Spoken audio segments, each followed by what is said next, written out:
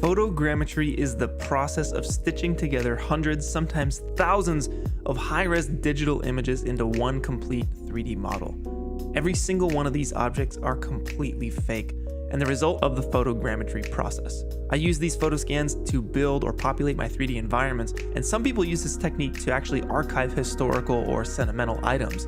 It's a great way to achieve photoreal detail without spending days or weeks manually modeling and texturing an entire object or location. And having your own library of unique 3D scans will ultimately make your art feel more unique, which might be one of the most important things for 3D artists. So in this video, I'm going over the ins and outs of photo scanning, starting with a detailed guide on how to take clean photos of your object, how to process your images to get the most out of them, and finally I'll show you how to align those images, turn that point cloud into a mesh, texture your mesh, and export various levels of detail, all from a program called Reality Capture, the sponsor of today's video. So stick around to the end of this video to figure out how you can get $10 worth of credits and start scanning today. So you can scan just about anything that stays still. It can be as small as a tiny little rock to an entire cliff face. I got started with small stuff like this cactus or a pumpkin, but eventually got comfortable with larger objects.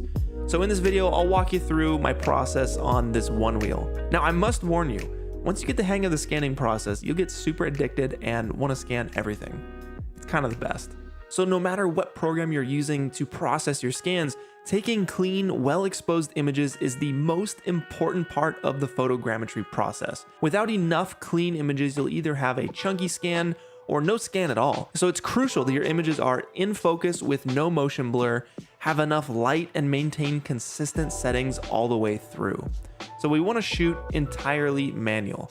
And once you get your camera set up, don't change those settings because it'll just throw off the process later if you start zooming in or adding ISO for darker areas. The only thing that's auto in this case is our focus. If you're shooting on a smartphone, you'll want to use an app that lets you tweak as many settings as possible, namely exposure, white balance, shutter speed, and aperture. But to get the most out of my scans, I'm shooting on my 42 megapixel Sony a7R II in RAW format. So let's just pretend for a moment that your camera is a flashlight revealing new parts of your object as you take pictures.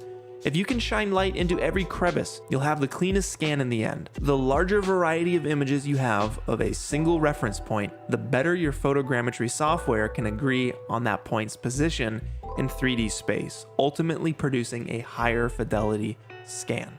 So the easiest way to ensure you're covering your entire object with enough overlap is to simply follow the shape of that object at various levels of elevation. So for my one wheel, or any object really, I'll start about level with its midpoint at my close-up or detailed distance, and snap pictures on the way back to my wide distance. Shooting pictures as we move backwards ensures our close-up shots have a bridge to our wide shots. If we change the angle or distance too much between any of these photos we're taking today, you won't have enough overlap for your photogrammetry software to stitch those images together. Once we've made it to our wide distance, I'll take a baby step in either direction, doesn't matter, and snap a shot. Move another baby step, take another picture, until we've made it all the way around our entire object. On average, 12 to 15 photos per quarter is ideal for these size scans. So I'm counting while I move. If I can keep my photo count in that zone, I know I'm shooting enough pictures with enough overlap to generate a clean scan. Any less and your scan would just look blocky or worse, lack the data necessary to align the images. You'd have to go back and reshoot. And sometimes that's just not possible. Bonus tip for you, when you're scanning large walls, you can shoot what's called a stereo pair. Two pictures of the same point from two angles. Two stereo pairs look like this. And it's how I shot out this cactus wall. So once our first loop is complete, I'll adjust my elevation a little bit, making sure to maintain my distance from the object, then shoot another series of photos all the way around. Once complete, do another pass from a slightly higher elevation, and so on until you're nearly shooting straight down onto your model. The more you scan, the less you'll have to think about all this stuff. And you might just realize, hey, maybe I'm taking too many photos. Chances are in the beginning, you're not taking enough. But there's only one way to find out, and that's just to hop in and get scanning. All right, but what about the underside of this thing? Very carefully, without jostling any individual bits, I'll flip over my one wheel and shoot those photos out again, capturing the entire bottom side of my one wheel. Once that's done, I'll do each side as well for extra coverage, And with that, I should have enough detail to piece this entire thing together in Reality Capture. Note that we could return to our detail or close-up angle to once again trace the contour of our object and really get in the cracks for the highest quality, but we'll be fine with what we just shot out. Two crucial notes on lighting before we move on. You want your object to be evenly lit with soft light, so you're not pre-baking any harsh light into your scan. You can either set up bounce light like I'm doing here for my wheel, or shoot outside in the shade or during overcast weather. This way we can drop our scans into any 3D environment regardless of the lighting. And finally, I'm using a lens filter. It's called a polarizer, and I'm using it to cut down on reflections. It's not absolutely necessary, but makes for cleaner, more delit scans if you're taking it super seriously. So now that we have a butt ton of images, let's hit some yoga poses real quick to fix our broken back, our jacked up shoulders, because honestly, photo scanning, it takes a toll on your body. But let's hop into an image editing software to batch process these images. So I'm using Lightroom for batch adjustments, but y'all can use whatever you'd like for this step. Now, it's not a necessary step, but it makes a pretty big difference in my opinion. So let's import our images and clean one up. Since I shot raw, let's make sure we start with the raw image as opposed to the color corrected one. So I'll click on this profile right here, camera standard, browse all profiles, and under Adobe Raw, select Adobe Neutral, which displays our raw image. From here, I'll return to the Edit tab, and I'll boost the exposure as needed, brighten up our shadows, lower our whites and highlights, and finally get rid of any subtle noise we might have from the adjustments we just made. Now, besides making things a bit brighter, these adjustments are flattening out our image in order to delight things even further, because again, we want our 3D environment to decide the lighting conditions of these models. I'll click the All Images view and copy the settings from this image, select everything with Control A, and paste onto all the others. Let's make sure every image is selected again, go to File, Export, and original size JPEGs will be perfect. Now, since we shot out 4 views of this one wheel, we'll process each view as an individual scan, and then combine them together later. So I've split our images into top, bottom, side 1, and side 2 folders. If you didn't flip your object over to reveal the underside or simply couldn't for whatever reason, throwing them all into a processed folder will do the trick. So now it is finally time to open Reality Capture and process this one wheel scan. Let's do it. First, let's change our view by clicking any one of these buttons on the top left. And I'll drag my top data set into the blank space here. I prefer to work in 1D view as I can see more info on my images and create control points, which we'll get to in just a minute. Now let's click on the Alignment tab and select Align Images. And after a few minutes, you should have a point cloud representation of your object. Each one of these white boxes is the specific image being referenced. It's actually pretty sweet to see. Now, if for whatever reason it looks incomplete or jacked up in any way, check if your model was split into various components on the left. If you see multiple components, it's because there wasn't enough overlap between one part of your dataset and another. This usually happens to me when I get impatient and skip too far in elevation or something, and it'll likely happen to you as you're getting the hang of things. You'll either need to take more photos, retake blurry photos, or manually set control points, all with the goal of helping Reality Capture bridge your separate components together. And I'll go over the details of that workflow in just a bit when we talk troubleshooting. So once our images are aligned, you'll notice a light gray box around your point cloud. If not, you can navigate to Tools and click Set Reconstruction Region, and we'll want to tighten it down around our model because that's the area Reality Capture is going to process. I don't want to mesh my entire garage in this case, just the one wheel. So let's drag these colored buttons until the box fits around the wheel, and you can use numpad 1 through 7 to make this a bit easier. From here in our Mesh Model tab, let's click Normal Detail to mesh our point cloud. Now, this can take a while if you have a ton of high-res images that you're working with. This is about a 15 to 20 minute process for me on my current rig, but this looks great as far as the top of this one wheel is concerned. So what we want to do is export masks so we can combine the top, bottom, side 1, and side 2 of our one wheel in a separate project file. But first, we need to cut out anything from this top view that's not the object we're trying to scan. In this case, the Apple boxes I'm using to prop up my one wheel. And to make this easier, let's go to Tools and click Set Ground Plane. Work the gizmo to straighten things out. And now let's hit Rec for the rectangular selection tool and 4 on the numpad to enter side view. I'll select this side, and holding Control, I'll select the other side and click Filter Selection to delete the unwanted geometry. Now we're all set to export our masks. Under the Meshing tab, we can select Depth and Masks to export a series of masks that correlate to every single image.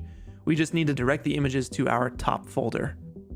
and disable the depth option. And you'll notice a bunch of black and white masks that correspond to each photo. So let's repeat this step for the bottom side. We'll save this as top, open a new project, and drag our bottom images in.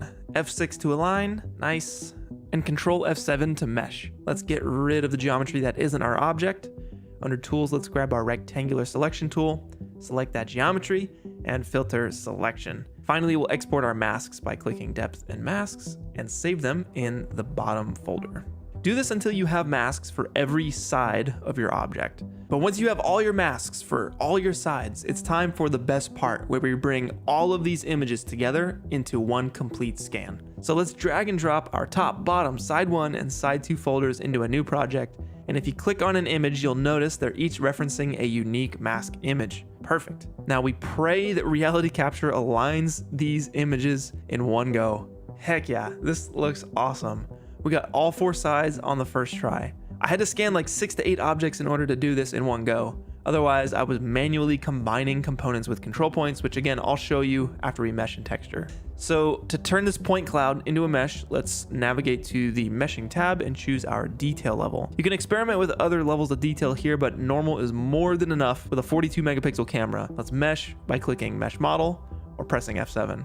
Beautiful. This looks fantastic. Tons of detail throughout this model.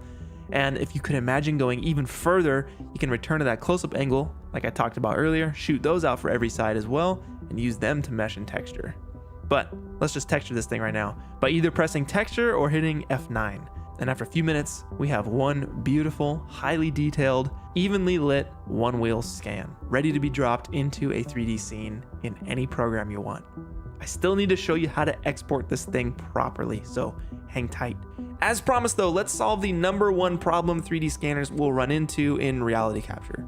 Like I mentioned earlier, if your scans get separated into multiple components, it's because you either didn't take enough images, you move too much between your images, or your pictures may be too dark, blurry, or noisy. If reshooting isn't an option, you'll need to manually set control points. So, in 1D view, let's drop down control points and create a control point. We should also change our layout so we can pull multiple images at once. I'll pick a small visual mark that's visible across a series of images on both components. I'll drop my first control point there, and from a different angle, I'll drop the same control point on the same mark. And usually after 2 or 3 images, Reality Capture will auto-find that mark in as many images as possible. So you want to go through each one, check it, and say, yep, add that control point. I'll do this for a handful of images in component 0 and add it to a handful of other images in component 1. And usually with 2 to 4 control points generally across all your components, we can merge them together by going to the alignment tab, and let's click merge components. If it's successful, then you'll get the full component in our 1D list. If it's a fail, you'll get multiple components again. You can delete the ones you don't need and keep adding points until everything is merged. This can be the most time-consuming, uninspiring part of photogrammetry. So please save yourself time and focus on getting a proper data set first and foremost. I'd rather be great at taking pictures versus being a control point master. But trust me, once you get the hang of this photogrammetry workflow, you'll rarely be setting control points. So let's export this thing so we can use it in any 3D program we want. I'll set the ground plane first so our model imports at the center point by going to the Tools tab, selecting Set Ground Plane, and using the gizmo to center it up. As far as export goes, I like to do it from the Mesh Model tab, using the Levels of Detail option. We only have so much VRAM, so exporting LODs lets us be smart about which version of the model we're adding to our scene. This saves the model at decreasing levels of detail starting with LOD 0, and so on. Let's set the model count to choose how many LODs we're exporting. 5 is usually good for me. Save mesh by parts. Nope, we want it as one piece. Textures, of course, in original size and PNG format. And boom, you got 5 levels of detail. If you just need to export the high-res scan, you can go to the workflow tab and simply hit export. And FBX will do the trick. Save mesh by parts. No. Export textures, yes. A single texture? Yes, indeed. And PNG format rocks. Now throw your models into any scene you want using any program you want, and have fun adding endless unique detail to your own custom worlds. Scanning is the best, and I am officially addicted. I hope you all have as much fun as I'm having during this process. You can download Reality Capture in the description for free. Use the code PUNISHER100 to get $10 worth of points to get scanning right now. The PPI system they have is cool because you only pay on export for for your total megapixel count. So you can scan and test as much as you want until you're ready to use your points. And it's actually all pretty affordable in the end. Also, I want to shout out William Fauché's channel because halfway through making this video, I found out William was doing a video on photo scanning as well. So we managed to sync up and cover slightly different topics for you guys. If you want to see how he scanned this cabin, click the link in the description below. And finally, if you want to get your hands on my one wheel scan and all the other scans I made while honing my workflow, they're all up on my Patreon Pro tier, along with all my packs, textures, and BTS content. Y'all, thank you so much for watching this video. Thanks for watching this channel this year. It has been a crazy year, especially since leaving Corridor and leaning full-time into this channel. I have a ton of stuff that I want to get into in 2022 and can't wait to knock it out with y'all. Y'all have been so supportive and I cannot thank you enough for learning and growing with me. It's been amazing. So let's keep learning, let's keep growing, let's get scanning, and happy holidays to each and every one of y'all. I'll see you in 2022. Peace. If you want a photo scanning challenge over the holiday break, I'm running one this week in my Discord server. The link's in the description. Come hone your scanning workflow with us. It'll be a good time.